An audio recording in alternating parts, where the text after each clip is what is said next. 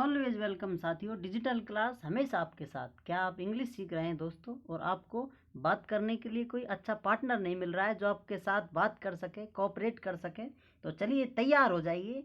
आपके लिए प्रस्तुत है इंग्लिश स्पीकिंग ऑडियो बुक, जिसमें हम आपके साथ साथ इंग्लिश स्पीकिंग सेंटेंस बोलेंगे, आपको अपनी बातें सुनाएंगे, आप सुनते रहेंगे और हमारे साथ सेंटेंस भी बोलेंगे। कोशिश करते रहेंगे तो आपको इंग्लिश इंप्रूव करने में शायद आपकी बहुत हेल्प हो सके। चलिए शुरुआत करते हैं वाक्य ट्रांसफॉर्मेशन से। वाक्य परिवर्तन, ट्रांसफॉर्मेशन ऑफ सेंटेंसेज। हम एक ही बात को एक से अधिक तरीकों से कह सकते हैं। हम एक ही बात को एक से अधिक तरीकों से कह सकते हैं। जब हम एक बात को दूसरे तरीके से कहते हैं तो हम देखते हैं कि वाक्य बदल गए हैं, पर अर्थ वही है। इसलिए क्रिया को वाक्य परिवर्तन, ट्रांसफॉर्मेशन ऑफ सेंटेंसेज कहते हैं। पीछे कृतवाच्य और कर्मवाच्य, active voice and passive voice की जानकारी दी गई थी, जो आपको पहले आपने देखी हो पिछली वीडियो में। वह भी वाक्य परिवर्तन का ही एक प्रकार है। अब यहाँ हम दूसरे प्रकारों के बारे में जानकारी हासिल करते हैं। वाक्य के कई प्रकार होते हैं, जैसे प्रश्नवाचक, इंट्रोगेटिव, निश्चयात्मक, एसरेटिव, विस्मयादिबोधक, एक्सक्लेमेटरी, विद्यार्थक, इम्पेरेटिव, अफर्मेटिव, सकारात्मक, नकारात्मक, नेगेटिव। असर्टिव वाक्य होते हैं दोस्तों, असर्टिव, निश्चयात्मक। आइए एक प्रकार के वाक्यों को दूसरे प्रकार में बदलें और फिर देखें कि अर्थ में कितनी समानता है। इस विधि से आप अपनी बात को एक से अधिक तरीकों से कहने की क्षमता बढ़ा सकते हैं। आइए कोशिश करके देखते हैं। इंट्रोगेटिव प्रश्नवाचक वाक्य किस प्रकार होगा दोस्तों? कोई इतना अपमान सह सकता है क्या? कोई इतना अपमान सह सकता है क्या? तो आप इसे इंग्लिश में ट्रांसलेट करेंगे, कैन एनीबॉडी और anyone beer such a insult. यदि आपको इसको असर्टिव बोलना है, निश्चयात्मक तरीके से बोलना है, तो आप कहेंगे कोई व्यक्ति इतना अपमान नहीं सह सकता। नो बॉडी और no one can bear such a insult. अब आप इंट्रोगेटिव में कहेंगे, या आपको बोलना है क्या स्वास्थ्य धन से अधिक मूल्यवान नहीं है? तो आप कहेंगे is not health more precious than wealth. यदि इसी को आप निश्चयात्मक या असर्टिव से बोलेंगे तो आप बोलेंगे स्वास्थ्य धन से अधिक मूल्यवान है। किस तरह से? Health is more precious than wealth. क्या पार्टी में उन्हें आनंद नहीं लिया? क्या पार्टी में उन्हें आनंद नहीं आया? ये प्रश्नवाचक वाक्य होगा, तो किस प्रकार बोलेंगे दोस्तों? क्या पार्टी में उन्हें आनंद नहीं आया? Did they not enjoy the party. यदि इसी को असर्टिव बोलेंगे दोस्तों तो किस प्रकार बोलेंगे? उन्हें पार्टी में आनंद आया। दे एंजॉयड द पार्टी। क्या हम कभी इन भले दिनों को भूल सकेंगे? प्रश्नवाचक। Interrogative sentence, shall we ever forget these good days. Assertive, निश्चयात्मक। यदि इसे निश्चयात्मक तरीके में कहना हो तो आप किस तरह कहेंगे? हम इन भले दिनों को कभी नहीं भूल सकेंगे। We'll never be able to forget these good days। इस प्रकार दोस्तों आपने इंट्रोगेटिव और असर्टिव सेंटेंसों के बारे में जानकारी ली है, किस प्रकार आप इन्हीं वाक्यों को अलग अलग तरीकों से कह सकते हैं। कितना सुंदर दृश्य था वह। इसको एक्सक्लेमेटरी सेंटेंस में कैसे बोलेंगे दोस्तों? व्हाट ए ब्यूटीफुल सेंस और lovely sight it was. What a beautiful scene और लवली साइट इट वाज। आप कहेंगे अफर्मेटिव। यदि सकारात्मक वाक्य के रूप में कहना हो, दृश्य बहुत ही सुंदर था। दृश्य बहुत सुंदर था। It was a beautiful scene और लवली साइट। या तो आप सीन या फिर लवली साइट कहेंगे। It was a beautiful scene और लवली साइट। रात को कितनी ठंड है। एक्सक्लेमेटरी, रात को कितनी ठंड है। What A cold night it is. Affirmative, रात को बड़ी ठंड है। It is a bitterly terribly cold night. It is a bitterly terribly cold night. इस प्रकार एक्सक्लेमेटरी में यदि आप कहना चाहते हैं हम कितना कठिन जीवन व्यतीत करते हैं, हम कितना कठिन जीवन व्यतीत करते हैं। What a hard life we live और lead. What a hard life we live और लीड। आप इसको इस प्रकार लिव और लीड किसी भी फॉर्मेट में बोल सकते हैं, उसका वही मतलब होता है। What a hard life we live और लीड। यदि आपको उसे सकारात्मक तरीके में कहना हो तो आप कहेंगे हम बड़ा कठिन जीवन व्यतीत करते हैं। वी लिव और lead a very hard life. We live और लीड LEAD, वी लिव और lead a very hard life. यदि आपको अब सेंटेंस इम्पेरेटिव विद्यार्थक रूप में बोलने हो तो आप किस प्रकार कहेंगे? कृपया दरवाज़ा खोलिए, प्लीज ओपन द डोर। इस प्रकार के सेंटेंस इम्पेरेटिव में आप कहेंगे।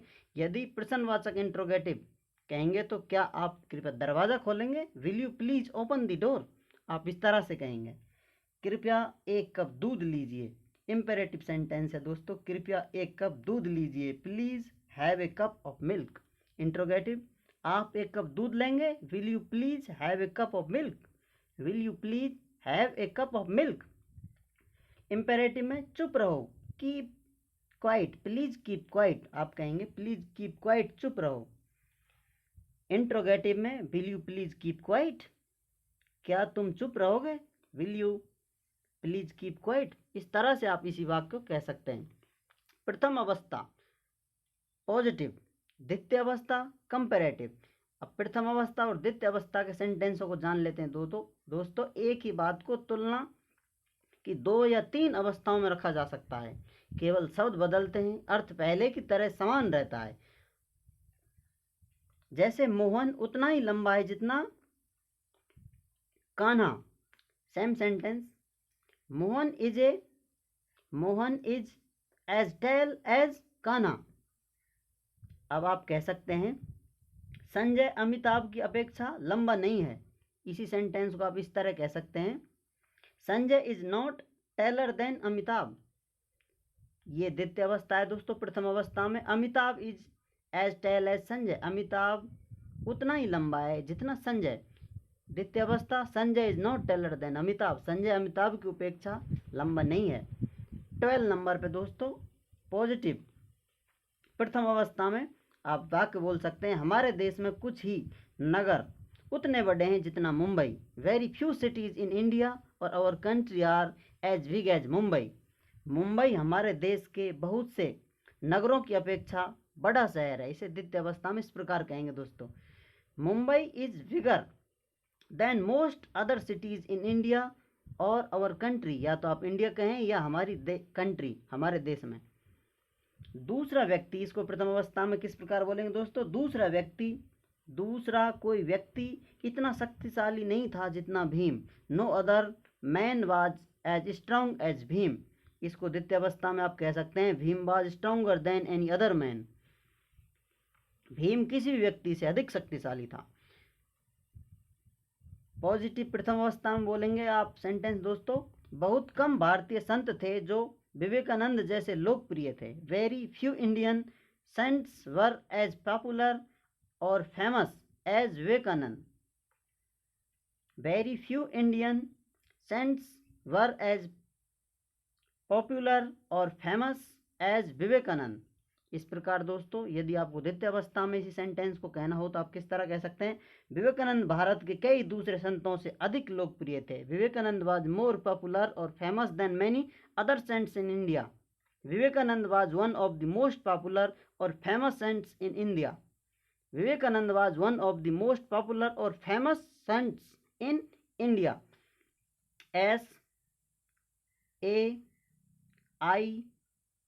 SAINTS,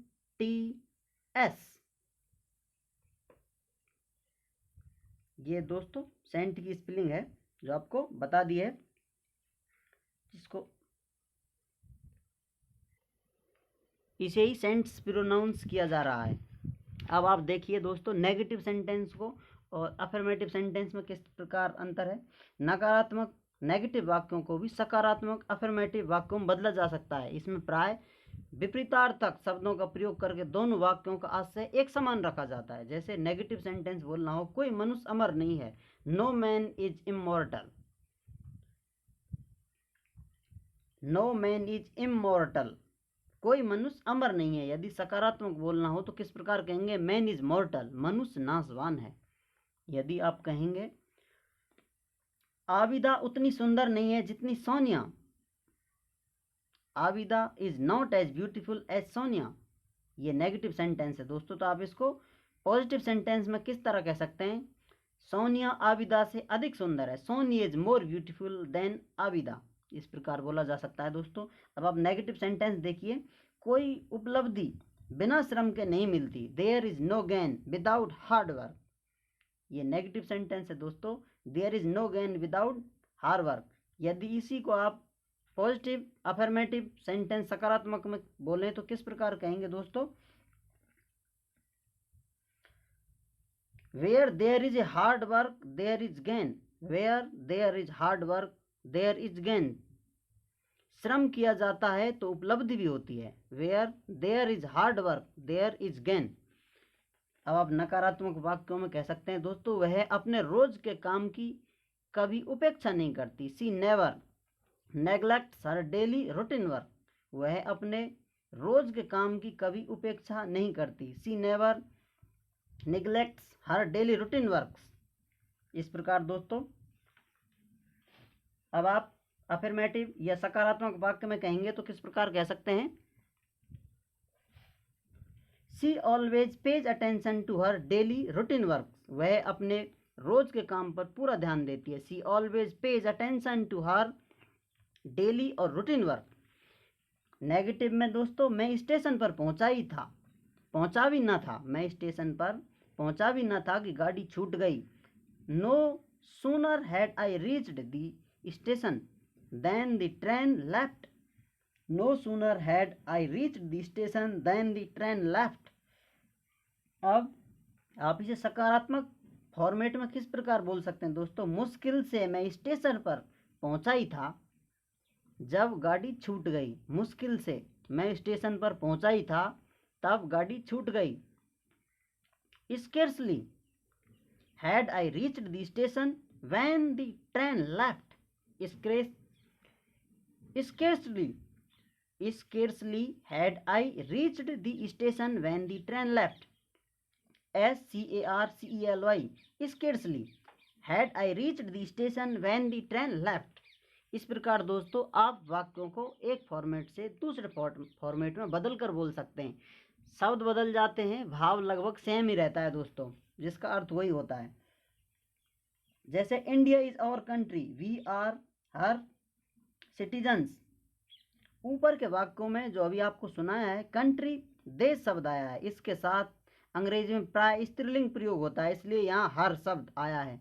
अंग्रेजी भाषा में ट्री पेड़, स्पाइडर मकड़ी इत्यादि को नपुंसक लिंग न्यूटर जेंडर में रखा गया है, परंतु हैं तो ये जीवधारी और वैज्ञानिकों के अनुसार इनमें भी नर और मादा होते हैं। जो भी हो, ये मामूली जीवों से संबंधित है, इसलिए इन्हें नपुंसक लिंग में रखा गया है, इसलिए इन्हें नपुंसक लिंग में रखा गया है।